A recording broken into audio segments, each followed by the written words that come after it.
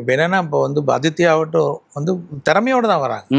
உன் அப்பா இருக்கிறாரு அப்படிங்கிறதுக்காகலாம் இல்லை. இப்போ நானுமே வந்து அதுக்கு உண்டான தகுதி இருக்கா, போங்க தாராளமாக பண்ணுங்க அப்படின்போ அந்த பொண்ணுக்கு வந்து நான் நல்லா படிச்சிருக்கா, வந்து நல்ல திறமையான ஒரு பொண்ணு, ரொம்ப வைப்ரண்ட்டான பொண்ணு அதித்தி. வந்து ஒரு டேரக்டர் அவள்கிட்ட டேப் பண்ணாங்கன்னா ஷி வில் டூ வண்டர்ஸ். அந்த மாதிரியும் எனக்கு நம்ம பார்க்குறோம்ல, ஒரு டாக்டராகவும் பார்க்குறோம், இன்னும் நம்ம டேரக்டராக இருக்கும்போது ஒரு பொண்ணோட அசைவுகள் வந்து அதனுடைய எக்ஸ்பிரஷன்ஸ் எல்லாம் பார்க்கும்போது ஆகா இது ஒரு நல்ல ஒரு ஒரு எல்லாரையும் என்டர்டெயின் பண்ணக்கூடிய ஒரு ஒரு குவாலிட்டி இந்த பொண்ணுகிட்ட இருக்கிறது நல்ல ஒரு டேரக்டரை பார்க்க முடியுது. அதனால தான் நான் கேட்ட உடனே சரி போ பண்ணு அப்படின்னு.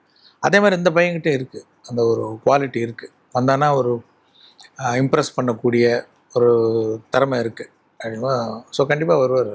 சரி சார். இன்னொரு பக்கம் ஜேசன் விஜய் சாரோட சன் அவருமே டைரக்ஷன் எங்க இருக்காரு. அடுத்த செட்டுன்னு போது ரொம்ப ஆரோக்கியமாக இருக்குது. எல்லாம் வந்து தகுதியோடு வராங்க. என்னென்னா நீ இன்னாருடைய பொண்ணு இன்னாருடைய பையன் அப்படிங்கிறத வந்து யாரும் வந்து சொல்லிட்டு நீங்கள் அதனால் வந்துட்டீங்க அப்படின்னு சொல்லிடக்கூடாது. அதனால தகுதியை வளர்த்துக்கிட்டு வரணும்.